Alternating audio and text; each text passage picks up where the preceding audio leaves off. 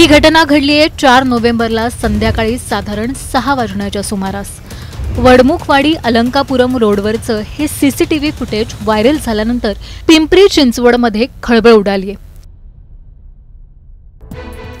नितीन गिलबिले असं या घटनेतील मृत व्यक्तीचं नाव आहे।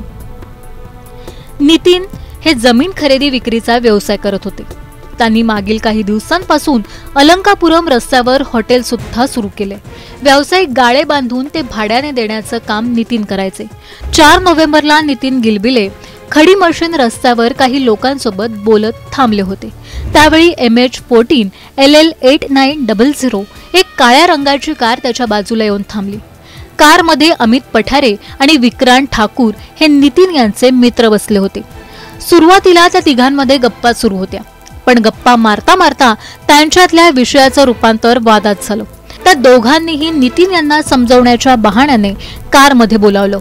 नितीन ड्रायव्हर सीटच्या बाजूच्या सीटवर जाऊन बसले आणि इथेच त्यांचा घात झाला। दोन्ही मित्रांपैकी एकाने नितीन यांना गाडीतच संपवलं, दुसऱ्याने कारचा दरवाजा उघडून खाली खेचलं, पण एवढ्यावरच ते दोघेही थांबले नाहीत। त्यांनी थेट नितीन यांच्या अंगावरच कार घातली आणि दोघेही तिथून फरार झाले। नितीन यांचा मृतदेह रस्त्याच्या कडेला पडलेला आढळल्याचं सांगितलं जातंय।